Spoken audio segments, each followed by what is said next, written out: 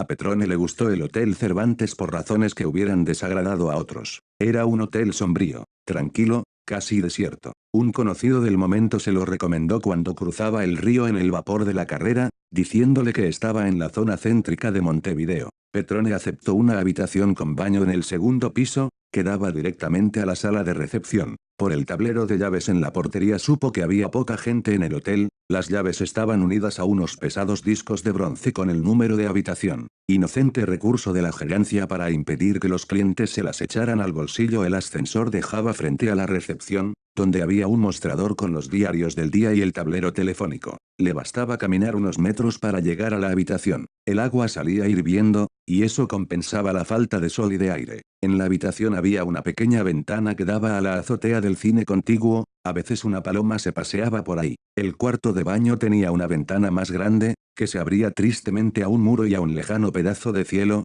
casi inútil. Los muebles eran buenos, había cajones y estantes de sobra, y muchas perchas, cosa rara. El gerente resultó ser un hombre alto y flaco, completamente calvo. Usaba anteojos con armazón de oro y hablaba con la voz fuerte y sonora de los uruguayos. Le dijo a Petrone que el segundo piso era muy tranquilo, y que en la única habitación contigua a la suya vivía una señora sola, empleada en alguna parte, que volvía al hotel a la caída de la noche. Petrone la encontró al día siguiente en el ascensor. Se dio cuenta de que era ella por el número de la llave que tenía en la palma de la mano, como si ofreciera una enorme moneda de oro. El portero tomó la llave y la de Petrone para colgarlas en el tablero, y se quedó hablando con la mujer sobre unas cartas. Petrone tuvo tiempo de ver que era todavía joven, insignificante, y que se vestía mal como todas las orientales. El contrato con los fabricantes de mosaicos llevaría más o menos una semana. Por la tarde Petrone acomodó la ropa en el armario, ordenó sus papeles en la mesa, y después de bañarse salió a recorrer el centro mientras se hacía hora de ir al escritorio de los socios. El día se pasó en conversaciones,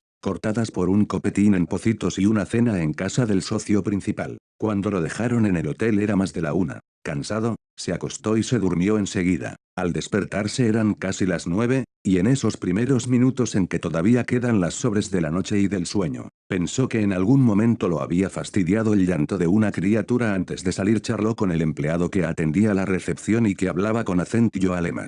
Mientras se informaba sobre líneas de ómnibus y nombres de calles, miraba distraído la enorme sala en cuyo extremo estaban la puerta de su habitación y la de la señora sola. Entre las dos puertas había un pedestal con una nefasta réplica de la Venus de Milo. Otra puerta, en la pared lateral, daba a una salida con los infaltables sillones y revistas. Cuando el empleado y Petrone callaban, el silencio del hotel parecía coagularse, caer como cenizas sobre los muebles y las baldosas. El ascensor resultaba casi estrepitoso. Y lo mismo el ruido de las hojas de un diario o el raspar de un fósforo. Las conferencias terminaron al caer la noche y Petrone dio una vuelta por 18 de julio antes de entrar a cenar en uno de los bodegones de la Plaza Independencia. Todo iba bien, y quizá pudiera volverse a Buenos Aires antes de lo que pensaba. Compró un diario argentino, un atado de cigarrillos negros, y caminó despacio hasta el hotel. En el cine de al lado daban dos películas que ya había visto, y en realidad no tenía ganas de ir a ninguna parte. El gerente lo saludó al pasar y le preguntó si necesitaba más ropa de cama. Charlaron un momento, fumando un pitillo, y se despidieron antes de acostarse. Petrone puso en orden los papeles que había usado durante el día, y leyó el diario sin mucho interés. El silencio del hotel era casi excesivo,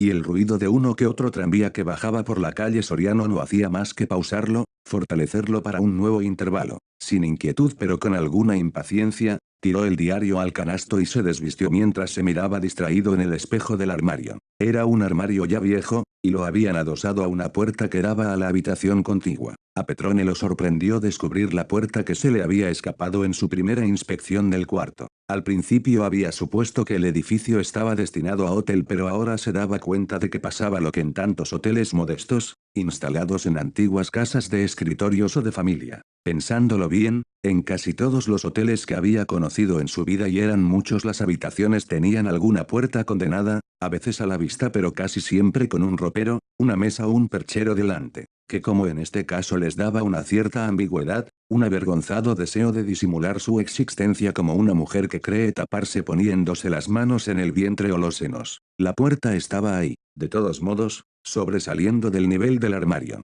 Alguna vez la gente había entrado y salido por ella, golpeándola, entornándola, dándole una vida que todavía estaba presente en su madera tan distinta de las paredes. Petrone imaginó que del otro lado habría también un ropero y que la señora de la habitación pensaría lo mismo de la puerta. No estaba cansado pero se durmió con gusto. Llevaría 3 o 4 horas cuando lo despertó una sensación de incomodidad, como si algo ya hubiera ocurrido, algo molesto e irritante. Encendió el velador, vio que eran las 2:30, y apagó otra vez. Entonces oyó en la pieza de al lado el llanto de un niño. En el primer momento no se dio bien cuenta. Su primer movimiento fue de satisfacción, entonces era cierto que la noche antes un chico no lo había dejado descansar. Todo explicado, era más fácil volver a dormirse. Pero después pensó en lo otro y se sentó lentamente en la cama, sin encender la luz, escuchando. No se engañaba, el llanto venía de la pieza de al lado. El sonido se oía a través de la puerta condenada, se localizaba en ese sector de la habitación al que correspondían los pies de la cama. Pero no podía ser que en la pieza de al lado hubiera un niño. El gerente había dicho claramente que la señora vivía sola, que pasaba casi todo el día en su empleo. Por un segundo se le ocurrió a Petrone que tal vez esa noche estuviera cuidando al niño de alguna parienta o amiga. Pensó en la noche anterior. Ahora estaba seguro de que ya había oído el llanto, porque no era un llanto fácil de confundir, más bien una serie irregular de gemidos muy débiles, de hipos quejosos seguidos de un lloriqueo momentáneo, todo ello inconsistente, mínimo, como si el niño estuviera muy enfermo. Debía ser una criatura de pocos meses aunque no llorara con la estridencia y los repentinos cloqueos y ahogos de un recién nacido. Petrone imaginó a un niño, un varón, no sabía por qué débil y enfermo, de cara consumida y movimientos apagados. Eso se quejaba en la noche, llorando pudoroso, sin llamar demasiado la atención. De no estar allí la puerta condenada, el llanto no hubiera vencido las fuertes espaldas de la pared. Nadie hubiera sabido que en la pieza de al lado estaba llorando un niño por la mañana. Petrone lo pensó un rato mientras tomaba el desayuno y fumaba un cigarrillo. Dormir mal no le convenía para su trabajo del día. 2 veces se había despertado en plena noche, y las 2 veces a causa del llanto. La segunda vez fue peor, porque a más del llanto se oía la voz de la mujer que trataba de calmar al niño. La voz era muy baja pero tenía un tono ansioso que le daba una calidad teatral, un susurro que atravesaba la puerta con tanta fuerza como si hablara a gritos. El niño cedía por momentos al arrullo, a las instancias, después volvía a empezar con un leve quejido entrecortado, una inconsolable congoja. Y de nuevo la mujer murmuraba palabras incomprensibles, el encantamiento de la madre para acallar al hijo atormentado por su cuerpo o su alma, por estar vivo o amenazado de muerte. Todo es muy bonito, pero el gerente me macaneó, pensaba Petrone al salir de su cuarto. Lo fastidiaba la mentira y no lo disimuló. El gerente se quedó mirándolo. Un chico. Usted se habrá confundido. No hay chicos pequeños en este piso. Al lado de su pieza vive una señora sola, creo que ya se lo dije. Petrone vaciló antes de hablar. O el otro mentía estúpidamente, o la acústica del hotel le jugaba una mala pasada. El gerente lo estaba mirando un poco de soslayo, como si a su vez lo irritara la protesta. A lo mejor me cree tímido y que ando buscando un pretexto para mandarme mudar, pensó. Era difícil, vagamente absurdo insistir frente a una negativa tan rotunda. Se encogió de hombros y pidió el diario. Habré soñado, dijo, molesto por tener que decir eso, o cualquier otra cosa. El cabaret era de un aburrimiento mortal y sus 2 anfitriones no parecían demasiado entusiastas. De modo que a Petrone le resultó fácil alegar el cansancio del día y hacerse llevar al hotel. Quedaron en firmar los contratos al otro día por la tarde, el negocio estaba prácticamente terminado. El silencio en la recepción del hotel era tan grande que Petrone se descubrió a sí mismo andando en puntillas. Le habían dejado un diario de la tarde al lado de la cama, había también una carta de Buenos Aires. Reconoció la letra de su mujer antes de acostarse. Estuvo mirando el armario y la parte sobresaliente de la puerta. Tal vez si pusiera sus 2 valijas sobre el armario, bloqueando la puerta, los ruidos de la pieza de al lado disminuirían. Como siempre a esa hora, no se oía nada. El hotel dormía las cosas y las gentes dormían. Pero a Petrone, ya malhumorado, se le ocurrió que era al revés y que todo estaba despierto, anhelosamente despierto en el centro del silencio. Su ansiedad inconfesada debía estarse comunicando a la casa, a las gentes de la casa, prestándoles una calidad de acecho, de vigilancia agazapada. Montones de pavadas. Casi no lo tomó en serio cuando el llanto del niño lo trajo de vuelta a las 3 de la mañana. Sentándose en la cama se preguntó si lo mejor sería llamar al sereno para tener un testigo de que en esa pieza no se podía dormir. El niño lloraba tan débilmente que por momentos no se lo escuchaba, aunque Petrone sentía que el llanto estaba ahí. Continuó, y que no tardaría en crecer otra vez. Pasaban 10 o 20 lentísimos segundos, entonces llegaba un hipo breve, un quejido apenas perceptible que se prolongaba dulcemente hasta quebrarse en el verdadero llanto encendiendo un cigarrillo. Se preguntó si no debería dar unos golpes discretos en la pared para que la mujer hiciera callar al chico. Recién cuando los pensó a los dos, a la mujer y al chico, se dio cuenta de que no creía en ellos, de que absurdamente no creía que el gerente le hubiera mentido. Ahora se oía la voz de la mujer, tapando por completo el llanto del niño con su arrebatado aunque tan discreto consuelo. La mujer estaba arrullando al niño, consolándolo, y Petrone se la imaginó sentada al pie de la cama, moviendo la cuna del niño o teniéndolo en brazos. Pero por más que lo quisiera no conseguía imaginar al niño, como si la afirmación del hotelero fuese más cierta que esa realidad que estaba escuchando. Poco a poco, a medida que pasaba el tiempo y los débiles quejidos se alternaban o crecían entre los murmullos de consuelo, Petrone empezó a sospechar que aquello era una farsa, un juego ridículo y monstruoso que no alcanzaba a explicarse. Pensó en viejos relatos de mujeres sin hijos, organizando en secreto un culto de muñecas, una inventada maternidad a escondidas, 1000 veces peor que los mimos a perros o gatos o sobrinos. La mujer estaba imitando el llanto de su hijo frustrado, consolando al aire entre sus manos vacías, tal vez con la cara mojada de lágrimas porque el llanto que fingía era a la vez su verdadero llanto. Su grotesco dolor en la soledad de una pieza de hotel,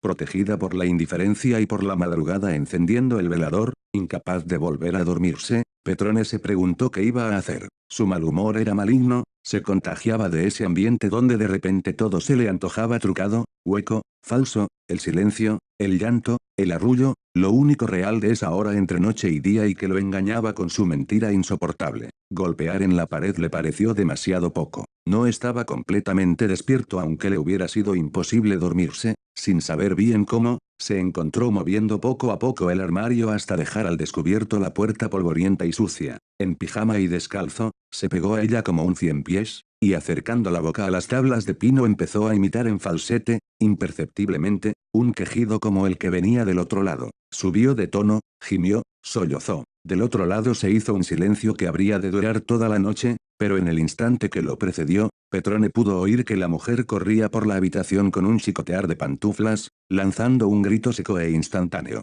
Un comienzo de alarido que se cortó de golpe como una cuerda tensa cuando pasó por el mostrador de la gerencia. Eran más de las 10. Entre sueños, después de las 8, había oído la voz del empleado y la de una mujer. Alguien había andado en la pieza de al lado moviendo cosas. Vio un baúl y 2 grandes valijas cerca del ascensor. El gerente tenía un aire que a Petrone se le antojó de desconcierto. ¿Durmió bien anoche?, le preguntó con el tono profesional que apenas disimulaba la indiferencia. Petrone se encogió de hombros. No quería insistir. Cuando apenas le quedaba por pasar otra noche en el hotel. De todas maneras ahora va a estar más tranquilo, dijo el gerente, mirando las valijas. La señora se nos va a mediodía. Esperaba un comentario. Y Petrone lo ayudó con los ojos. Llevaba aquí mucho tiempo, y se va así de golpe. Nunca se sabe con las mujeres, no, dijo Petrone. Nunca se sabe. En la calle se sintió mareado, con un mareo que no era físico. Tragando un café amargo empezó a darle vueltas al asunto, olvidándose del negocio, indiferente al espléndido sol. Él tenía la culpa de que esa mujer se fuera del hotel, enloquecida de miedo, de vergüenza o de rabia. Llevaba aquí mucho tiempo, era una enferma, tal vez, pero inofensiva. No era ella sino él quien hubiera debido irse del Cervantes. Tenía el deber de hablarle, de excusarse y pedirle que se quedara, jurándole discreción. Dio unos pasos de vuelta y a mitad del camino se paró. Tenía miedo de hacer un papelón, de que la mujer reaccionara de alguna manera insospechada. Ya era hora de encontrarse con los 2 socios y no quería tenerlos esperando. Bueno, que se embromara. No era más que una histérica, ya encontraría otro hotel donde cuidar a su hijo imaginario. Pero a la noche volvió a sentirse mal, y el silencio de la habitación le pareció todavía más espeso. Al entrar al hotel no había podido dejar de ver el tablero de las llaves, donde faltaba ya la de la pieza de al lado. Cambió unas palabras con el empleado, que esperaba bostezando la hora de irse, y entró en su pieza con poca esperanza de poder dormir. Tenía los diarios de la tarde y una novela policial. Se entretuvo arreglando sus valijas, ordenando sus papeles. Hacía calor, y abrió de par en par la pequeña ventana. La cama estaba bien tendida, pero la encontró incómoda y dura. Por fin tenía todo el silencio necesario para dormir a pierna suelta, y le pesaba. Dando vueltas y vueltas, se sintió como vencido por ese silencio que había reclamado con astucia y que le devolvían entero y vengativo. Irónicamente pensó que extrañaba el llanto del niño, que esa calma perfecta no le bastaba para dormir y todavía menos para estar despierto. Extrañaba el llanto del niño, y cuando mucho más tarde lo oyó, débil pero inconfundible a través de la puerta condenada, por encima del miedo, por encima de la fuga en plena noche supo que estaba bien y que la mujer no había mentido. No se había mentido al arrullar al niño, al querer que el niño se callara para que ellos pudieran dormirse.